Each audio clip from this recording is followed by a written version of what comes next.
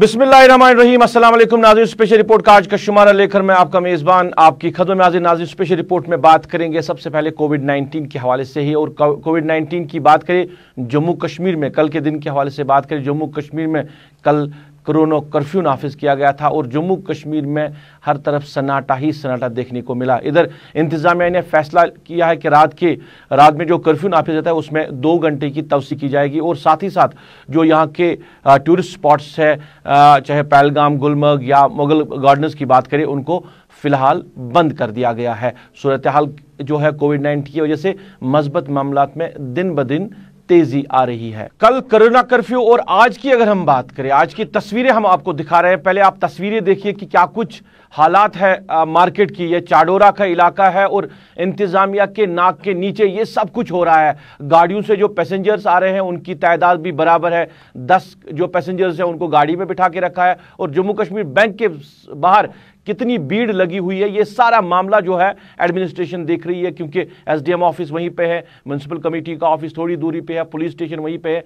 मानो कि सारी जो इंतजामिया है वो वहीं पे लगी है, उसके बावजूद भी वायलेशन हो रही है। तो कल के जो कर्फ्यू लगाया गया था, कोरोना कर्फ्यू, उसका क्या मकसद हासिल हो सकता है, पूरे मामले पे हम बात करेंगे। मेरे सीनियर साथी हिलाल हांजुरी बराह रास्त मेरे साथ जुड़े हैं, क्योंकि विजुअल्स उन्होंने देखे हैं, उसी इलाके से होके आया है और सूरत हाल का पूरा जायजा उन्होंने लिया था। हिलाल, बात करने के लिए बहुत बहुत शुक्रिया।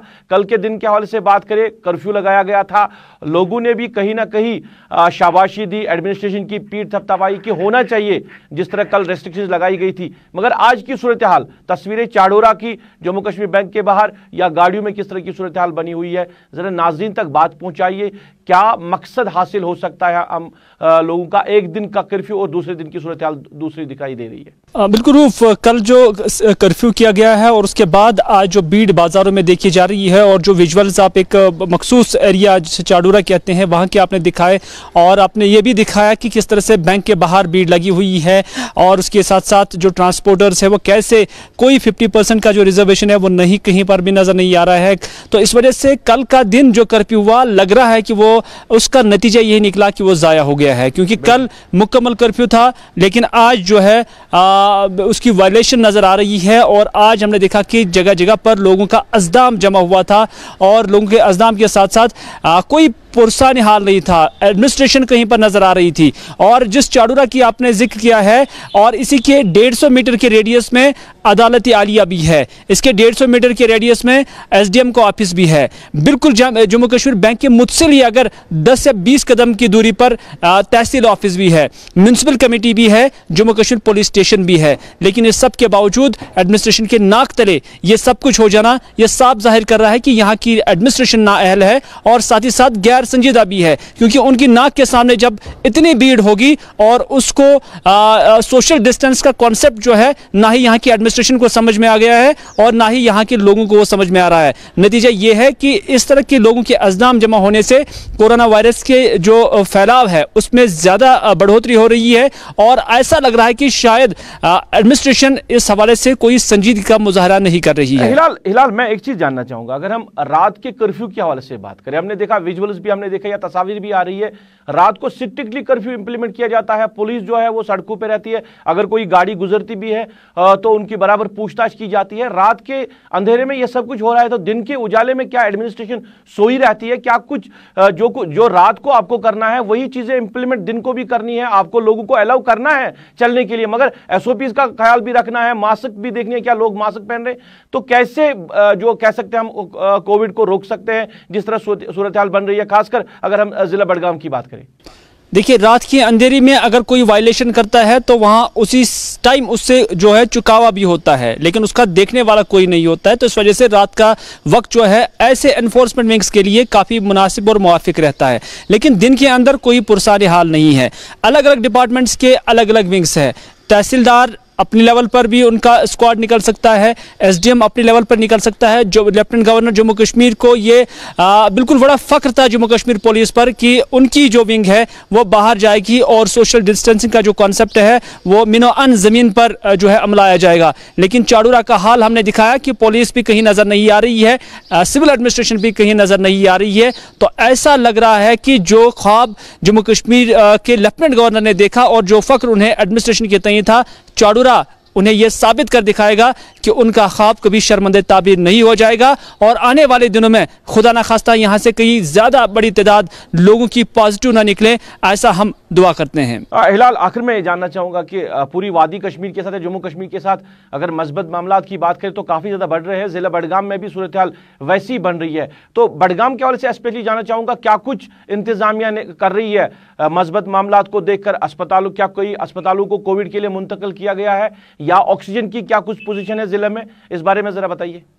देखिए, पहले तो ज़िला बडगाम के अंदर कोई भी ऑक्सीजन प्लांट कहीं पर है नहीं है, और अगर कहीं पर किसी को ज़रूरत भी होती है तो ज़्यादातर उन्हें शिफ्ट ही किया जाता है, क्योंकि ज़िला बडगाम काफ़ी नज़दीक है शहर श्रीनगर के। और दूसरी बात, कुछ एक इलाकों में जहां उन्हें डिज़ाइन किया गया है कोविड हॉस्पिटल्स, तो वहाँ पर ऐसे पेशेंट्स को जो जिनकी हालत ज़्यादा सीवियर नहीं है तो उन्हें वहाँ पर ऑब्जर्वेशन के लिए रखा जाता है। लेकिन जो बेशतर अमराज है जिनकी हालत ख़राब है तो उन्हें या तो श्रीनगर के मेडिकल कॉलेज भेज दिया जाता है या कि फिर सिकिम्स उन्हें भेज दिया जाता है। जो फर्दर ट्रीटमेंट होती है वो उन्हें वहीं पर की जाती है। लेकिन ऑक्सीजन का जहाँ तक ताल्लुक है वो बडगाम में कहीं पर भी नज़र नहीं आ रहा है। हालांकि होना चाहिए था, एक बड़ा डिस्ट्रिक्ट है और कोविड-19 के केसेस यहाँ पर भी जब हम देखते हैं तो दूसरे या तीसरे नंबर पर यह जिला भी आता है। लेकिन उस तनासुब को नजर में रखते हुए यहाँ पर ऐसी कोई फैसिलिटी जो है अभी तक भी, इस वक्त तक भी मौजूद नहीं है। रूप, एक अहम बात है, जिस सिचुएशन से अभी जम्मू कश्मीर गुजर रही है इसमें आम बेड्स को तैयार करना काफ़ी नहीं है, बल्कि डॉक्टर्स का मानना है कि जब तक ना वेंटिलेटर्स को बढ़ावा दिया जाए, जब तक आईसीयूज जो है वो नहीं बढ़ेंगे, तब तक इस तरह के अरेंजमेंट्स करना नाकाफी होंगे। चलिए हिलाल, बात करने के लिए बहुत बहुत शुक्रिया। हमारे सीनियर साथी हिलाल हांजूरी बात कर रहे थे और बात हो रही थी कोविड-19 के हवाले से और कल के कर्फ्यू और आज के हालात के हवाले से, क्योंकि चाडोरा की तस्वीरें आपने देखी, विजुअल्स आपने देखे, बैंक के बाहर की सूरत हाल, गाड़ियों में किस तरह की सूरत हाल, ये चाडोरा की हमने दिखाई है। अगर बात करें तो मुख्तलिफ इलाकों से इसी तरह की शिकायतें आ रही है जहाँ पे लोगों की भीड़ जमा रहती है। और चाडोरा की बात करें, इंतजामिया के नाक के नीचे ये सब कुछ हो रहा है और इंतजामिया जो है वो ख्वाबी गफलत में इन चीज़ों को नहीं देख रही है। कैसे हम कोविड-19 को रोक सकते हैं, कल के कर्फ्यू का क्या मकसद हासिल हो सकता है जब ऐसे ही वायलेशन होगी और इंतजामिया खामोश बैठेगी। नाज़रीन, ये थी बात कल के हवाले से और आज के हवाले से। कल कर्फ्यू और आज जो वायलेशन और कैसे हम रोक सकते हैं सारे मामलात को, इस पे बात हो रही थी। अब जरा लॉकडाउन के हवाले से बात करें। क्या लॉकडाउन करना जरूरी है? क्योंकि सोशल मीडिया पे हम देख रहे हैं कि बहुत सारे लोगों का ये ट्रेंड बना हुआ कि वो कह रहे हैं कि अगर हमें सूरत हाल को काबू में करना है, अगर हमें दिल्ली जैसी सूरत हाल यहाँ पे पैदा नहीं करनी है तो हमें लॉकडाउन के लिए जाना चाहिए, एडमिनिस्ट्रेशन को फैसला लेना चाहिए कि वो लॉकडाउन करे। अब लोगों का इसमें मिला जुला रद्द अमल देखने को मिल रहा है। लोग क्या कह रहे हैं इस हवाले से? क्या लॉकडाउन जरूरी है या कोई और तदाबीर करने की जरूरत है? आप सुनिए लोग क्या कह रहे हैं इस हवाले से। मेरे ख्याल से वो बहुत ही अच्छा इनका एक कदम था कि हमने देखा ग्राउंड लेवल पर, हमने देखा कि सड़कें वीरान थी, कि लोग नहीं चल रहे थे, ऑफिसों में भी कम अटेंडेंस देखने को मिली और बाजार भी मतलब ऐसे लोग नहीं निकल रहे थे बाहर। जैसे अभी आप देखिए 10-10, 15-15 आदमी एक साथ चल रहे हैं। दुकानों में आप देखिए, हमें लग रहा है कि एलजी सरकार को कोई ऐसा कदम लेना चाहिए कि लॉकडाउन मेरे ख्याल से ठीक है, लेकिन अगर 2-3 दिन रहेगा बंद, 2-3 दिन खुला रहेगा, मेरे ख्याल से वो अच्छा है कि हाँ, यहाँ के लोगों के लिए बहुत अच्छा है। वो अगर 3 दिन बंद रहेगा, 3 दिन खुला रहेगा, वो बेटर रहेगा। इस वक्त हमारे पास दो ऑप्शन हैं। एक तो है कि सबसे पहले जान है तो जहान है।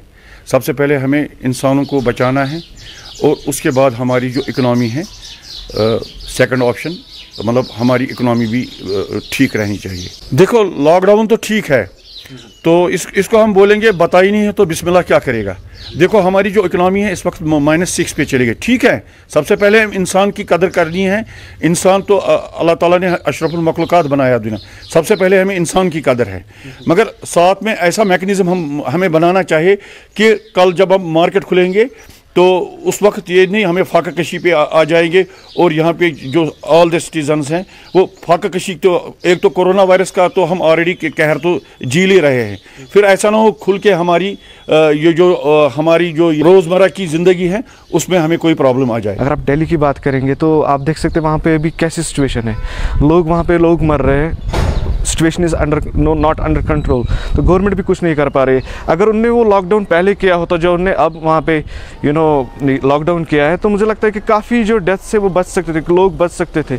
लेकिन अभी सिचुएशन वैसी नहीं है। मुझे लगता है कि जो बाकी राज्य है like our state, I think this is a right time to go for the lockdown, otherwise we will have same situation like Delhi और द महाराष्ट्र। नाज़रीन, आप स्पेशल रिपोर्ट देख रहे हैं। स्पेशल रिपोर्ट में जरा बात करें अब अस्पतालों के हवाले से, क्योंकि मस्बत मामलात की तादाद दिन ब दिन बढ़ती जा रही है। सूरत हाल क्या है अस्पतालों की, बेड कैपेसिटी से लेकर ऑक्सीजन या फिर वेंटिलेटर्स की क्या कुछ हालात है। हमारे सीनियर साथी सनम एजाज ने आज मुख्तलिफ अस्पतालों का दौरा किया था, क्या कुछ पाया उन्होंने अस्पतालों में, हम बराह रास्त बात करेंगे सनम एजाज से। सनम, बात करने के लिए बहुत बहुत शुक्रिया। आज आप मुख्तलिफ अस्पतालों में गए, क्या कुछ सूरत हाल आपने पाई अस्पतालों की? देखिए रऊफ, हमें अस्पतालों में सबसे इम्पोर्टेंट सिचुएशन इस वक्त देखनी यही है कि वहाँ बेड कैपेसिटी का मामला तो इतना इस वक्त इम्पोर्टेंट नहीं है, क्योंकि जब इंफ्रास्ट्रक्चर जो हमारे पास है उसमें क्या कुछ बढ़ाया जा सकता है, क्या कुछ घटाया जा सकता है, वो बात की बात है। लेकिन फिलहाल हमारे पास प्रायोरिटी इस वक्त है कि जो पेशेंट्स अस्पताल पहुँचते हैं तो उनके लिए क्या क्या फैसिलिटीज़ वहाँ पे हैं, तो बेड्स वगैरह दूसरी बात है। इंपॉर्टेंट फैसिलिटी जिस तरह मैं अभी बताना चाहता था आपको कि हमारे पास इंपॉर्टेंट इस वक्त है कि हमारे पास जो वेंटिलेटर्स हैं वो हैं या नहीं है, और वेंटिलेटर्स के हवाले से हमारे सब लोग जानते हैं कि हमारे पास वेंटिलेटर्स नहीं है, और अब वेंटिलेटर्स की जरूरत पड़ सकती है, इसको मैं दावे के साथ कह सकता हूं, क्योंकि आज अभी तक 4 बजे तक जो 10 अमवात कश्मीर वैली से हुई है, उनमें से 30 साल का नौजवान भी है, 40 साल का नौजवान भी है, ये 40 साल का भी है। और यहाँ पे अगर कहें 10 में से सिर्फ 4 जो हैं जो बुजुर्ग लोग हैं, जो 70 से ऊपर के, 60 से ऊपर के, बाकी जितने भी हैं 60 के कम उम्र के, और 30 साल का हट्टा खट्टा नौजवान भी इस कोविड से आज श्रीनगर के एसएमएच अस्पताल में जिंदगी की जंग हार बैठा है। साहब जाहिर है ये हालात जो हैं वो बहुत खतरनाक होते जा रहे हैं। डराने वाली बात नहीं है, पहला काम आपको यही करना है कि डरना नहीं है, ये तो हम बताते रहते हैं, लेकिन सवाल इंपॉर्टेंट यही है कि आज जो 30 साल का नौजवान इस कोविड से मरा है, परसों एक लड़की की जो मौत हुई है जिसके बारे में बताया जाता है 20 साल की है, तो ये शुरुआत जो है, इन शुरुआत के लिए हमें तैयार कर होना है, और तैयारी में हम बहुत अभी पीछे। हमने ऑक्सीजन के लिए बहुत कर लिया, हमारे पास ऑक्सीजन है, लेकिन अभी हमारे पास जो ऑक्सीजन के बैंक्स हैं, सिलेंडर जिन्हें हम कहा जाता है, वो हमारे पास उस तादाद में नहीं है। मैं एक चीज जानना चाहूंगा, जैसे दिल्ली की सूरत हाल बनी है, मुख्तलिफ स्टेट्स की जो सूरत हाल बनी है, वहां के अस्पतालों का जो हाल बना हुआ है, उसको देखकर यहाँ की इंतजामिया क्या कुछ कर रही है अस्पतालों को लेकर, या जिस तरह आप कह रहे हैं कि हमें वेंटिलेटर्स की ज्यादा जरूरत पड़ेगी, ऑक्सीजन की, तो इंतजामिया क्या कुछ कर रही है? देखिए इंतजामिया ऑन टोज पे है, लेकिन इंतजामिया वही कह सकते ना, मैंने आपको कल बताया था, कश्मीरी की कहावत है कि यूपीएस के आकर शुप, जब बड़ा तूफान आता है तो छोटे छोटे बांध उसका कुछ नहीं कर सकते, वो उन बांधों को बहा के ले जाता है।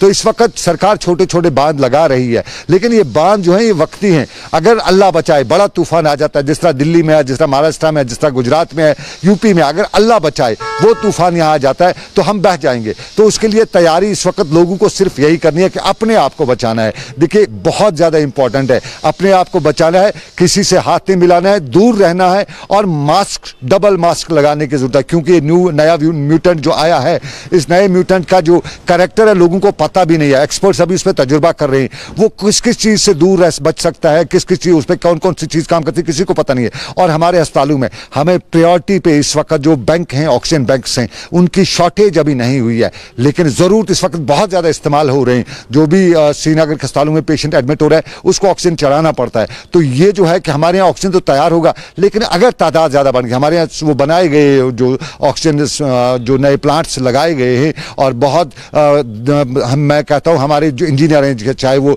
इस डिपार्टमेंट के जो इंजीनियर हैं जो बना रहे हैं, या सरकार के जो अहदेदार हैं जो इनको लगाने में, जिन्होंने लगभग 10 दिन के एक मुख्तसर मुद्दत में ये प्लांट्स लगा दिए। शुपिया में आज इन्होंने इनॉग्रेट भी किया, और कल जिस तरह आपने बताया कुपवाड़ा और सोपोर में हुए। तो ये चीजें, लेकिन इंपॉर्टेंट जो है हमें ऑक्सीजन बैंक्स की इस वक्त जरूरत है, जो सिलेंडर्स हैं, क्योंकि हमें रस्तों पे भी लगाने पड़ सकते हैं। ख्याल उस चीज का रखना है हमें, क्योंकि हमें तूफान के लिए तैयार रहना है। देखिए इस वक्त ऊपर से बहुत कुछ आ रहा है, तो तूफान के लिए हमें तैयार रहना है, उसके लिए हमें हर तैयारी करनी है। ऑक्सीजन चलिए सनम, बात करने के लिए बहुत बहुत शुक्रिया। सूरत हाल काफ़ी ज़्यादा ख़राब हो रही है, जिस तरह कोविड-19 की बात करें, मस्बत मामला ज़्यादा बढ़ रहे हैं, हमें तैयार रहना है, इंतज़ामिया को तैयार रहना है, और ख़ासकर लोगों को एहतियात बरतना है, क्योंकि एहतियात ही बड़ा इलाज है। इधर श्रीनगर म्युनिसिपल कॉरपोरेशन के डिप्टी मेयर परवेज अहमद कादरी ने कहा है कि उनका कहना है कि हमने पहले देखा है, हमें तजुर्बा है कि किस तरह कोविड-19 जो है वो बढ़ रहा है और सूरत हाल को काबू करने के लिए क्या कुछ करना जरूरी है। उन्होंने कहा कि इंतजामिया को चाहिए वो जल्द से जल्द यहाँ पे लॉकडाउन का निफाज अमल में लाए। लॉकडाउन जरूरी है, अगर लॉकडाउन कर सकते हैं तो हम सूरत हाल को बेहतर कर सकते हैं और जम्मू कश्मीर बच सकता है। जिस तरह दिल्ली की सूरत हाल बनी है या बाकी स्टेटों की सूरत हाल बनी है उससे हम बच सकते हैं, मगर जरूरी है कि हमें लॉकडाउन के लिए जाना चाहिए। जब पिछले मार्च में यहाँ पे कोविड शुरू हुआ तब 2-4 केसेस आते थे, दिन में 5 भी आते थे और ज़्यादा से ज़्यादा अगर उस वक्त का देखा जाए तो 10 केसेस आते थे दिन में। तो हम पूरे शहर में वहाँ जाके स्टरलाइजेशन चलाते थे, उससे लोग भी अवेयर हो जाते कि कोविड बढ़ रहा है, लोग भी एहतियात करते थे उन चीज़ों से। और उस समय गवर्नमेंट ने ये इनिशिएटिव लिया था कि यहाँ पे लॉकडाउन हो और गवर्नमेंट ने यहाँ पे लॉकडाउन किया। उस समय जब 3-4 केसेस आए, आप देखिए उस वक्त गवर्नमेंट को कितना खर्चा उठाना पड़ा। यहाँ पे जो भी हॉस्पिटल्स थे उनमें क्वारंटीन सेंटर बने, जो होटल्स थे ज़्यादातर होटल हमने क्वारंटीन सेंटर बनाए उस समय। और जो भी यहाँ पे सरकारी कोई बिल्डिंग ऐसी थी जहाँ पे मुनासिब लगा उस समय डिस्ट्रिक्ट एडमिनिस्ट्रेशन को, तो उन्होंने वहाँ पे कोविड सेंटर्स बनाए। फिर क्या फ़ायदा था उस समय इतना खर्चा करने का। आज भी सिचुएशन उससे ज़्यादा वर्स्ट है, तो गवर्नमेंट को इन चीज़ों पे सोचना चाहिए। मैं गवर्नमेंट से रिक्वेस्ट करता हूँ कि आप जो लॉकडाउन है इसको एक्सटेंड कीजिए। नाज़रीन, आप स्पेशल रिपोर्ट देख रहे हैं। जिला बडगाम की बात करें तो मस्बत मामलात में जिला बडगाम भी अब काफ़ी तेज़ी से आगे बढ़ रहा है और 2 या तीसरे पायदान पे आ पहुंचा है जिला बडगाम। जिस तरह हम जो तादाद देख रहे हैं, आए रोज़ जो तादाद आ रही है मस्बत मामलात की, अब बडगाम में किस तरह की सूरत हाल बनी है, इंतज़ामिया क्या कुछ कर रही है, क्या अस्पतालों को कोविड के लिए मुंतकिल किया गया है, ऑक्सीजन के लिए क्या कुछ इंतज़ाम रखा गया है, पूरे मामले पर बात की chief medical officer doctor Tajammul Khan ने हमारे साथी मोहम्मद अशरफ डार से। क्या कहना है चीफ मेडिकल ऑफिसर का, हम आपकी नजर करते हैं। बडगाम जिले में हमारे पास कोविड सेंटर्स 6 हैं।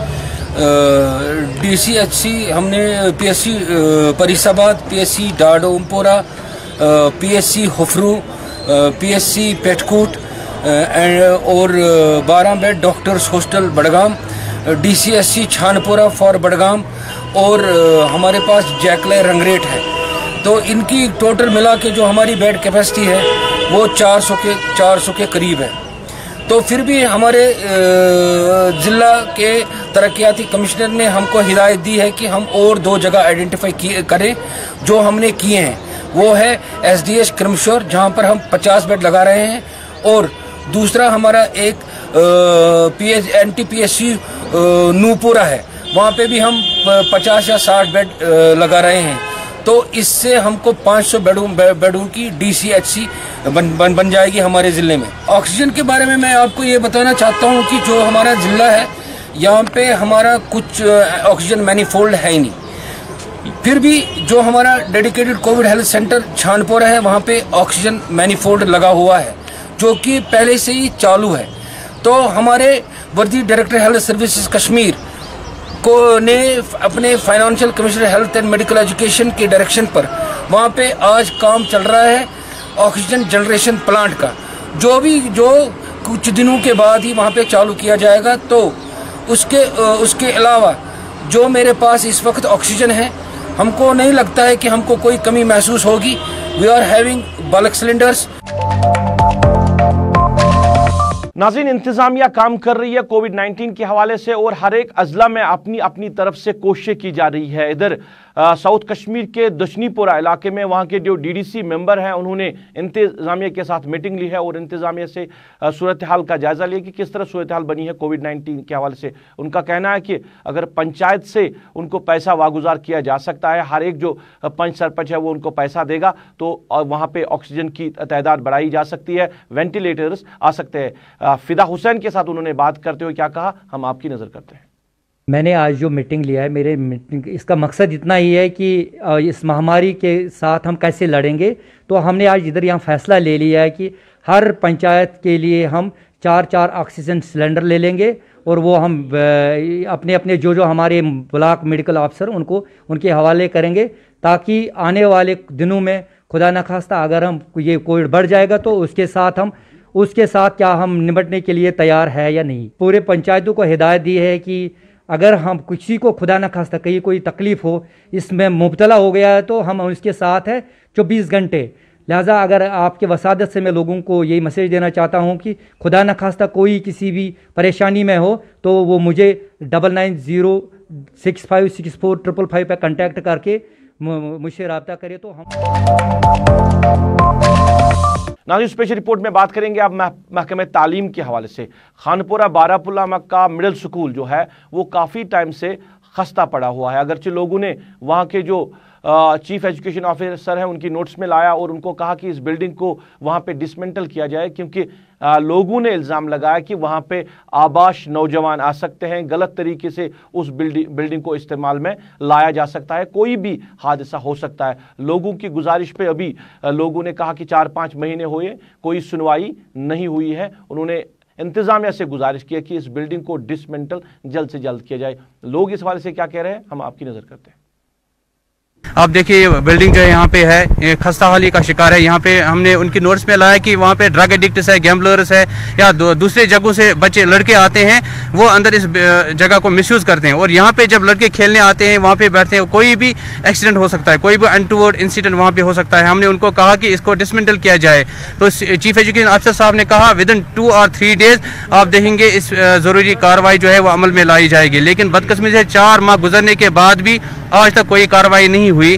हम बार बार उनके पास जाते हैं, उनके ऑफिस में जाते हैं, आजकल में 4-5 महीने गुजर गए। लेकिन देखिए आप, ये खस्ता बिल्डिंग अभी भी वैसी है। अल्लाह बचाए, खुदा न खास्ता कोई भी हादसा हो सकता है। इसके लिए यहाँ पे खेलने के लिए कोई ग्राउंड नहीं है। 2018 से लेके आज तक हमने कोई ऑफिस नहीं छोड़ा, चाहे डिविजनल कमिश्नर साहब का ऑफिस हो, चाहे वो कमिश्नर सेक्रेटरी का ऑफिस हो, चाहे वो डीसी बारामूला का ऑफिस हो। हम उनके पास गए, ये जो इशू है हमारी लॉन्ग पेंडिंग जो ग्रीवेंस है, इसको रिड्रेस किया जाए। जो ही एक शॉट मारते हैं, बॉल सीधे दरिया जाली में गिर पड़ती है। तो यहाँ पे फेंसिंग की डिमांड है, ऑलरेडी फंडिंग हुई है, 15 लाख की फंडिंग हुई है 2020 प्लान में, लेकिन हम हैरान है काम क्यों नहीं चल रहा है। और हम चाहते हैं कि इस ग्राउंड की फेंसिंग हो, यहाँ पे लेवलिंग हो, ताकि ये ग्राउंड ये खेलने के लिए है, बच्चों के लिए मतलब ये तैयार हो। तो यहाँ पे कभी कभार मतलब ज़्यादातर बॉल ये ग्राउंड यहाँ पे जाती है दरिया जहलम में। तो पिछले साल भी हमें हमारे तकरीबन 10-15 बॉलें वो दरिया में चली गई है। रोज़ाना यहाँ खेलने के लिए हमें मतलब ये अवेलेबल नहीं है ग्राउंड। जी सर, वो बहुत मुश्किल से ये गुजरना पड़ता है। इसको तकरीबन 2-3 साल हो गए, ये अभी तक वैसे ही पड़ी है, क्योंकि किसी भी वक्त हवा से यहाँ पे हवा का बहुत दबाव होता है, कभी कभी ये गिर सकती है, किसी बच्चे के ऊपर गिर सकती है। शुमाली कश्मीर के ज़िले बारामूला की बात करें, बारामूला हेडक्वार्टर से तकरीबन 2 किलोमीटर की दूरी पे जो खानपुरा का इलाका है, यहाँ पे गवर्नमेंट मिडिल स्कूल है। यहाँ पे बॉयज़ भी पढ़ते हैं और गर्ल्स भी पढ़ते हैं। हालांकि इसके साथ साथ देखा जाए, यहाँ पे इन बच्चों के जो मुश्किलात हैं वो काफ़ी उरूज पे हैं, क्योंकि ये जो बिल्डिंग आप मेरे पीछे देख सकते हैं, ये खस्ता हो चुके हैं, डैमेज हो चुकी हैं पूरी तरह से। हालांकि इसकी जो स्लैब हैं वो किसी भी वक्त नीचे आ सकती हैं और यहाँ पे एक बड़ा हादसा हो सकता है, क्योंकि अक्सर व बेशतर स्कूली बच्चों के साथ साथ जो मुकामी बच्चे हैं वो यहीं पे खेलते हैं। और अगरचे देखा जाए, यहाँ पे फेंसिंग भी नहीं है, ग्राउंड भी जो है ठीक तरह से नहीं है, ग्राउंड भी तबाह बर्बाद हो चुका है। क्योंकि गेट की बात करें या दीवार की बात करें, यहाँ पे जो है कोई सिस्टम ठीक नहीं है। बल्कि स्कूल महकमे को चाहिए, इंतज़ामिया को चाहिए, वो खुसूसन इस खानपुरा के इस स्कूल मिडिल स्कूल पे जो है तवज्जो दें, ताकि इन बच्चों के, इन पेरेंट्स के या यहाँ के मुकामी लोगों के साथ साथ जो बच्चे हैं उनके जो मुश्किलात हैं वो दूर हो जाएंगे। फ़िलहाल मंजूर शेख के साथ में इरशाद बट, गुलिस्तान न्यूज़, बारामूला कश्मीर। चलिए नाज़रीन, ये था आज का स्पेशल रिपोर्ट। आज की स्पेशल रिपोर्ट में बस इतना ही। मुझे मेरी पूरी टीम के साथ, मेरे कैमरा पर्सन समीर वानी, मेरे ऑनलाइन एडिटर खालिद मुश्ताक के साथ इस वादे के साथ दीजिए इजाज़त। आप अपना ख्याल रखेंगे, हमें अपनी दुआओं में याद रखेंगे।